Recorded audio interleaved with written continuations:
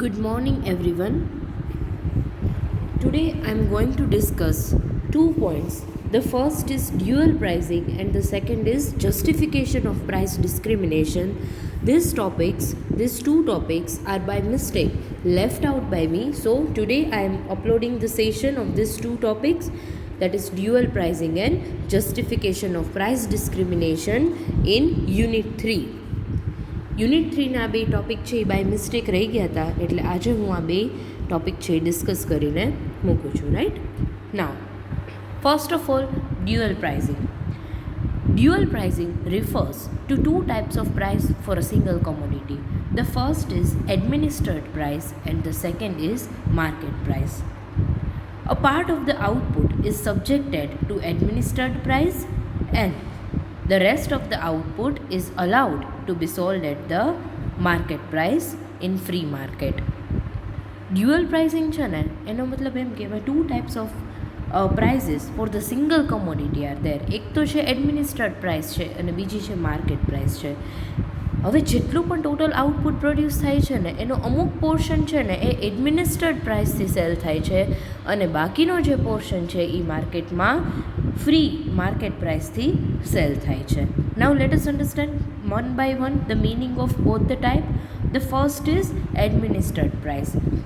Administered price is fixed by the government on arbitrary manner, and at the time of fixing this type of pricing, government takes into consider the cost and stipulated markup. Government જ્યારે એડમિનિસ્ટ્રેડ price determine કરે છે ત્યારે cost of production અને એની સાથે જે markup છે, it means કોસ્ટની ઉપર જે પ્રોફિટ માર્જિન એડ કરે છે, એ બેને કન્સિડર કરી અને ગવર્મેન્ટ છે એ પ્રાઇસ ડિટરમાઇન કરે છે. That is known as administered price. And the market price is the price which is determined by the free flow of market or the free flow of demand and supply. જે demand અને સપ્લાયના ફોર્સીસથી જે price determine થાય છે, that is known as the market price. And generally administered price is lower than the market price. Yes, generally શું થતું હોય છે કે એડમિનિસ્ટ્રેડ પ્રાઇસ છે ને એ માર્કેટ પ્રાઇસ કરતાં ઓછી જ હોય છે, because it is determined by the government. And administered price is stable while the market price is fluctuating or it changes with every change in the demand and supply condition. Administered price છે ને એ generally stable હોય છે, but market price છે with the changes in the demand and supply, market price also changes. Now, the purpose of introducing or the purpose of dual pricing is that the essential goods like food grains should be made available to the weaker section of the society at a reasonable price. Yes, આપણી સોસાયટીમાં બધા જે section છે, group of people છે, એ equally capable નથી. અમુક section છે એ week છે, બટ અમુક લોકો એવા કેપેબલ છે કે જે અફોર્ડ કરી શકે. તો આ જે weaker section of the society છે કે જે લોકો હાઈ પ્રાઇઝ ઉપર આ ફૂડ ગ્રેન્સ છે એ અફોર્ડ નથી કરી શકતા, તો એની માટે થઈને ગવર્મેન્ટ છે એ ડ્યુઅલ પ્રાઇઝિંગ સિસ્ટમ છે એ ઇમ્પ્લિમેન્ટ કરે છે, so that weaker section of the society or the low income group people can easily get the food grain at the affordable price. And it is believed that if the entire output or the entire production of essential commodity is sold at the market price, at that time most of the low income group people will not be able to purchase these basic goods, that is food grains and etc. જે basic commodities છે કે જેની requirement હોય, કે જેટલું પણ production થાય છે એ બધું જ માર્કેટ પ્રાઇસ ઉપર સેલ થાય. That is by demand and સપ્લાયના રૂલ ઉપરથી જે પ્રાઇસ ડિટરમાઇન થાય, એના ઉપર જો બધું જ પ્રોડક્શન સેલ થતું હોય તો અમુક જે લો ઇન્કમ ગ્રુપ છે એ એને અફોર્ડ કરી જ ન શકે. હું તમને જસ્ટ એક એક્ઝામ્પલ આપું. તમે ક્યારેય સાંભળ્યું હોય તો સસ્તા અનાજની દુકાનો. ગવર્મેન્ટ આવી શોપ ચલાવે છે કે જેમાં આ જે બધું ફૂડ છે ને, આ ફૂડ ગ્રેન્સ છે કે ઘઉં છે, ચોખા છે, આ બધું અનાજ છે એ બહુ જ રિઝનેબલ પ્રાઇસથી મળે. પણ એના અમુક ક્રાઇટેરિયા હોય છે, અમુક કન્ડિશન્સ હોય છે કે જે સાવ લો ઇન્કમ ગ્રુપ પીપલ હોય એ લોકોને જ આ શોપમાંથી કોમોડિટીઝ છે એ અવેલેબલ હોય. તો આ એડમિનિસ્ટ્રેડ પ્રાઇસ કહેવાય કે જેમાં માર્કેટ પ્રાઇસ વેલિડ નથી, કન્સિડર નથી થતી, બટ એડમિનિસ્ટ્રેડ પ્રાઇસથી એટલે ગવર્મેન્ટ છે એ માર્કેટ પ્રાઇસ કરતાં લો પ્રાઇસ ઉપર specially for certain class people એ લોકો માટે ગુડ્સ છે એ અવેલેબલ કરે છે. નાવ dual pricing system involves certain problems like the first is to identify essential commodity to be brought under the system of dual pricing. Yes, હવે સૌથી પહેલાં તો એ આઈડેન્ટિફાઈ કરવું પડશે કે એવી કઈ એસેન્શિયલ કમોડિટી છે કે જેની માટે તમે ડ્યુઅલ પ્રાઇસ ઇમ્પ્લિમેન્ટ કરી શકો. Then to determine the portion of output to be produced by the government at a fixed price. Yes, હવે જેટલું ટોટલ આઉટપુટ છે અહીંયા પ્રોડ્યુસ્ડ નહીં આવે, સોરી, પ્રોક્રુડ આવશે. એટલે જેટલું પણ ટોટલ આઉટપુટ જે મેન્યુફેક્ચર થયું છે એમાંથી કેટલો પોર્શન આઉટપુટ છે એ ગવર્મેન્ટ એડમિનિસ્ટર્ડ પ્રાઇસ ઉપર માર્કેટમાં સેલ કરશે એ આઈડેન્ટિફાઈ કરવાનું. Then to fix the levy prices. Yes, કેટલી પ્રાઇઝીસ ચાર્જ કરવી એ પણ ફિક્સ કરવું પડશે. That is again difficult. And to arrange the distribution of produced commodity to the specified group of buyers. Yes, હવે જે પણ પ્રોક્યુર્ડ કમોડિટી છે એને બાયર્સ, જે group of buyer specified group છે કે જે લો ઇન્કમ ગ્રુપ છે એને કેવી રીતે ડિસ્ટ્રીબ્યુટ કરવું એ પણ ડિફિકલ્ટ છે. Then to fix the issue price. And the last is કે જે પ્રાઇસ છે એ કેવી રીતે to fix the price known as the issue price, that is at which procured output is to be sold to the beneficiaries. Yes, જે beneficiaries છે એને કેટલી પ્રાઇસથી સેલ કરવું. તો આ બધા પ્રોબ્લેમ્સ છે which are involved in the dual pricing. But there are some advantages of the dual pricing also. The main advantage of dual pricing is that it removes the pressure on the government to offer subsidies to the poor and impose taxes on the rich. Generally ગવર્મેન્ટનો જે main problem છે ને એ આ dual પ્રાઇઝિંગથી solve થઈ જાય છે કે ગવર્મેન્ટે વધારે ને વધારે સબસિડીઝ પ્રોવાઈડ કરવી પડે છે પુઅર પીપલને, because they can not afford the commodity at high prices.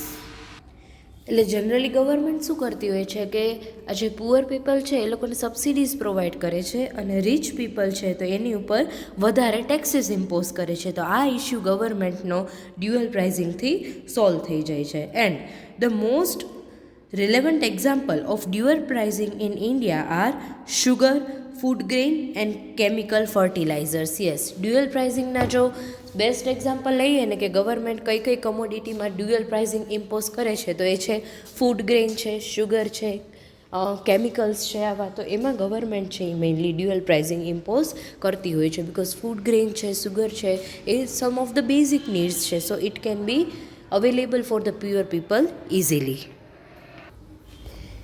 Now, under the following circumstances, price discrimination, following are the major drawbacks of dual pricing. Yes, હવે dual pricing ના main disadvantages क्या છે, drawbacks क्या છે એ discuss કરીએ. The first is levy price is always lower than the market price. Producers will always try to offer small portion of total output to the management. Yes, generally આપણે હમણાં જ discuss કર્યું કે administered price છે that is levied by the government. So levy price is always lower than the market price. It means that પ્રોડ્યુસરનો profit margin એટલો ઓછો થઈ જાય. જો માર્કેટ પ્રાઇસથી સેલ કરે તો એનો પ્રોફિટ માર્જિન છે એ ઇન્ક્રીઝ થઈ જાય. સો વોટ વિલ હેપન કે પ્રોડ્યુસર્સ છે ને ઓલવેઝ ગવર્મેન્ટને ટોટલ પ્રોડક્શન થયું છે જે આઉટપુટ છે એનો સ્મોલ પોર્શન જ ઓફર કરશે to sell at the levy prices because rest of the output they will sell at the high prices. The second is some customers who are economically weak will buy the product even if they don't need it and will sell it at a high price in the market. Yes, generally આવું થતું જ હોય છે કે જે લો income group people છે ને એ લોકો લો પ્રાઇસ ઉપરથી આવા કોમોડિટીઝ છે, ગુડ્સ છે એ પરચેસ કરી લેશે. ભલે ને એ લોકોને કોઈ રિક્વાયરમેન્ટ જ ન હોય, but what will they do, they will sell the commodity, they will sell that output in the market at the higher prices. એટલે લો પ્રાઇઝમાંથી પરચેસ કરી ઓછા રેટ ઉપર અને બીજાને હાઈ રેટ ઉપર સેલ કરી દેશે. The third point is this system imposes financial burden on the government. Yes, આ સિસ્ટમથી શું થશે કે ગવર્મેન્ટ ઉપર ફિનાન્શિયલ બર્ડન ક્રિએટ થાય છે, because it is very difficult to organise a vast system of public distribution. કે આ જે લો પ્રાઇસ ઉપર કોમોડિટી જે આપણે કહીએ છીએ કે લો ઇન્કમ ગ્રુપ પીપલ છે, પુઅર પીપલ છે, એ લોકોને અવેલેબલ કરવાનું છે, તો એની માટે એક આખું ઓર્ગનાઇઝ કરવું પડશે and it is very expensive. એક આખી સિસ્ટમ ડિસ્ટ્રીબ્યુશનની જનરેટ કરવી પડે એન્ડ ઇટ ઇઝ એક્સપેન્સિવ.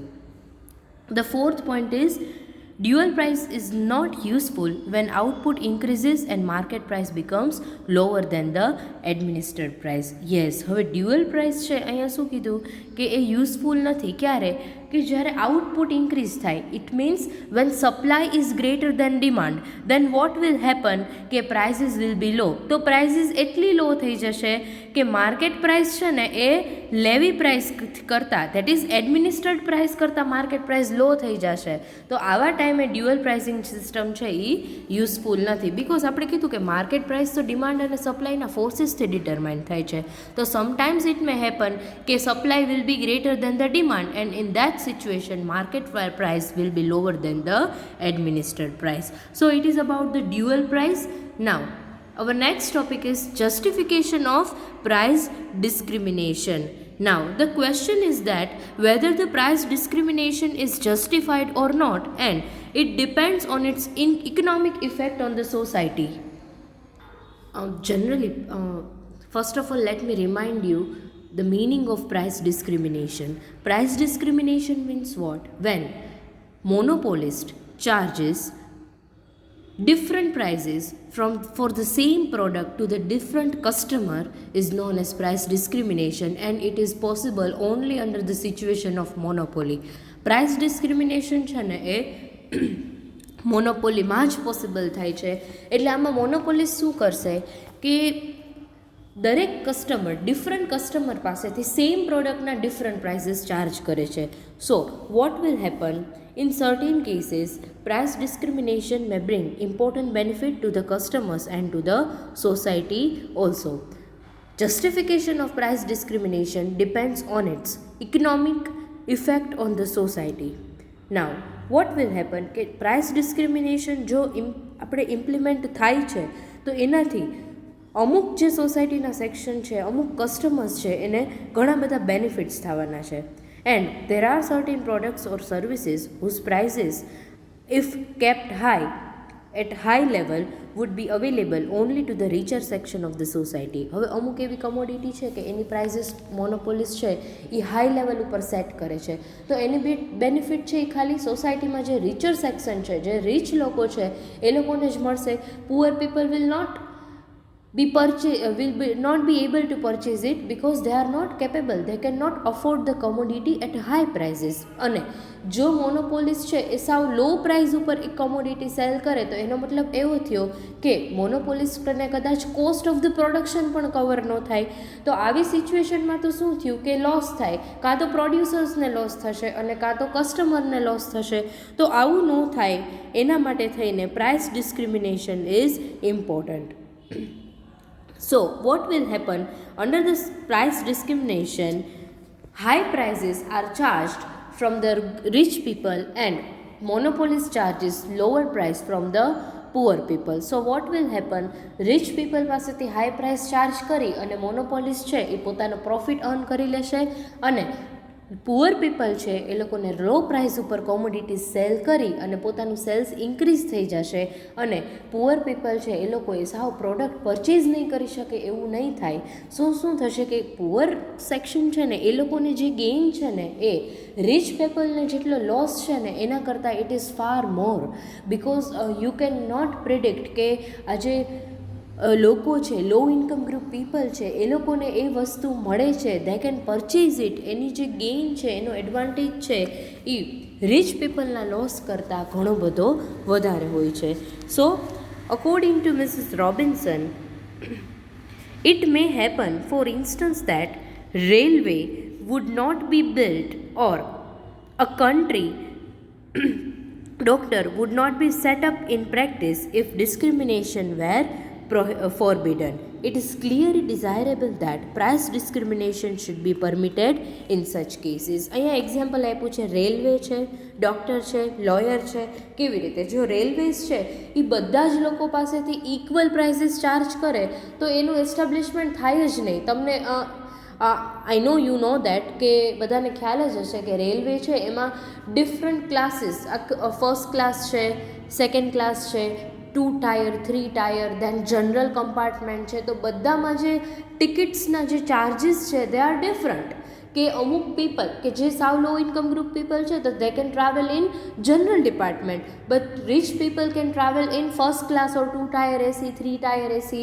તો શું થશે કે બધા લોકોને કન્વિનિયન્સીના અકોર્ડિંગ તમને ફેસિલિટી પણ અવેલેબલ થાય છે અને એની સાથે સાથે રેલવે છે એને ઇન્કમ પણ જનરેટ થાય છે. કે લો ઇન્કમ ગ્રુપ પીપલ છે they can also travel and rich people can also travel, but prices are different and that is beneficial for both producers as well as the customers. So under price discrimination, the commodity or the services may not produced at all if the prices are similar for all the customer, but if price discrimination is practiced, the producer may charge a higher prices from the rich people and a lower prices from the poor people, and total sales may then cover the total expenses of production. એટલે જો આવી રીતે different prices charge કરશે ને different customer પાસેથી તો total જે cost of production છે એ પણ કવર થઈ જશે અને બે પાર્ટીઝને બેનિફિટ મળશે. નાઉ in price discrimination, monopolist charges higher price from one group and lower prices from the another group, so it will be advantageous to both rich and poor section of the society. When price discrimination is practiced, monopolist charges, as I told you, different prices to the different group of people. The first group will then loss while the second group will gain. મેં તમને કીધું કે rich people છે એ લોકોને કદાચ થોડોક loss થાય પણ પુઅર પીપલ છે એ લોકોને તો ડેફિનેટલી બેનિફિટ જ થવાનું છે.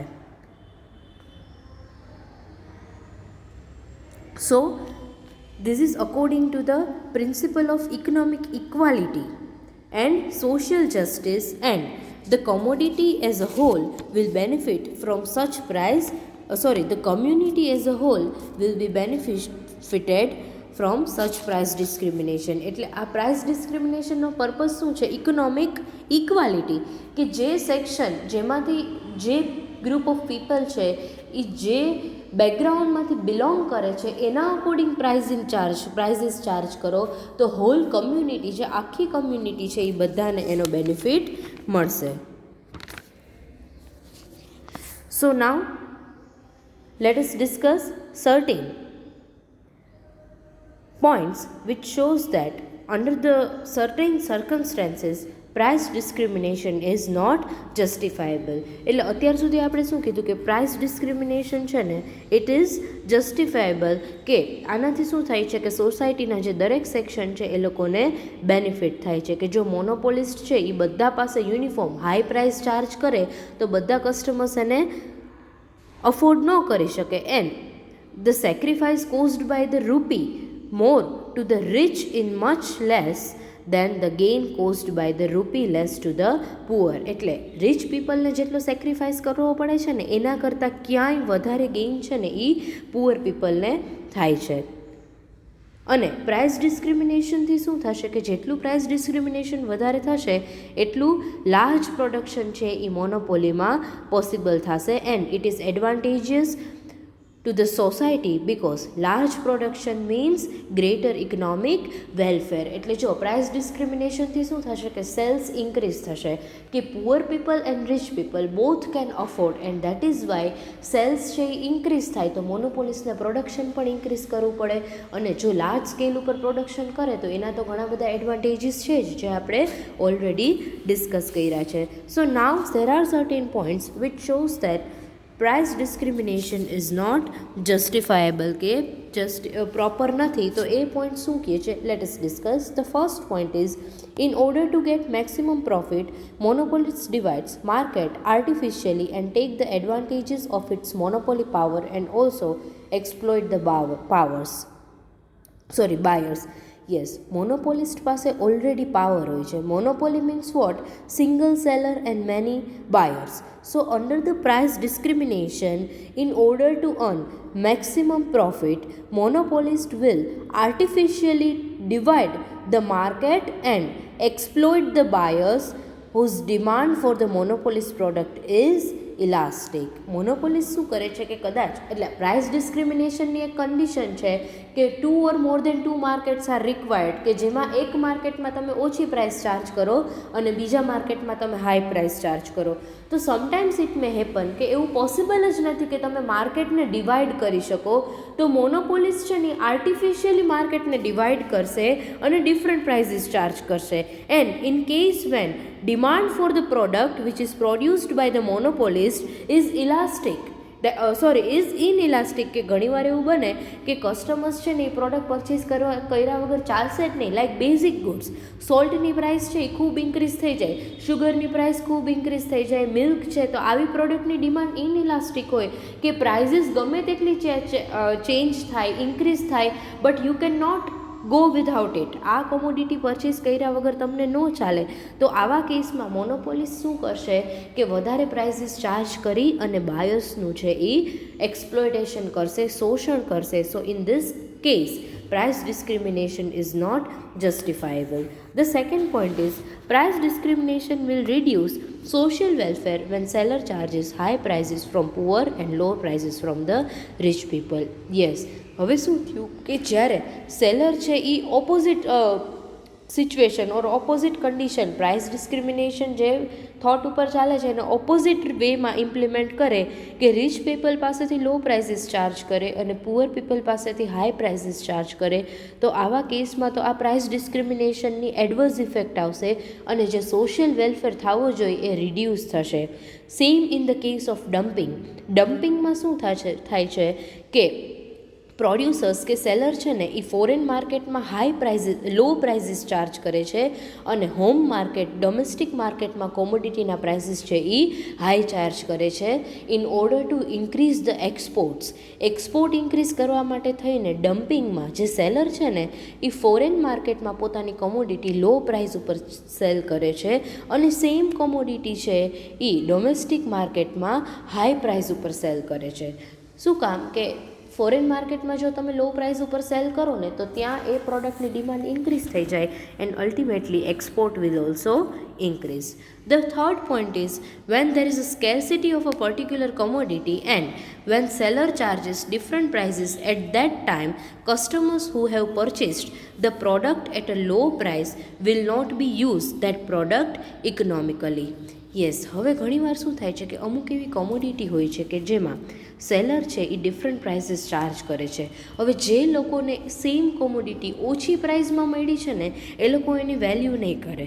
એટલે શું કરશે કે પ્રોડક્ટનો જેટલો યુઝ કરવો જોઈએ જેટલા પ્રપોર્શનમાં ઇકોનોમિકલી, કે ઘણી એવી કોમોડિટી હોય છે કે જેની સ્કેરસિટી હોય, કે જેની અવેલેબિલિટી અનલિમિટેડ પ્રપોર્શનમાં ન હોય, તો એનો યુટિલાઇઝ છે એ પ્રોપર મેનરમાં કરવી જોઈએ. પણ તમને સાવ ફ્રીમાં મળ્યું હોય ઓછી પ્રાઇસમાં તો તમે એની વેલ્યુ નહીં કરો અને એનો ઇકોનોમિક યુઝ નહીં કરો. So in case where supply of a certain commodity is limited, market price will be high and people would be induced to use that commodity most economically. એટલે જે કોમોડિટીની સપ્લાય લિમિટેડ છે અને એની market price high છે ને તો આપણે એને બહુ સાચવીને યુઝ કરશું.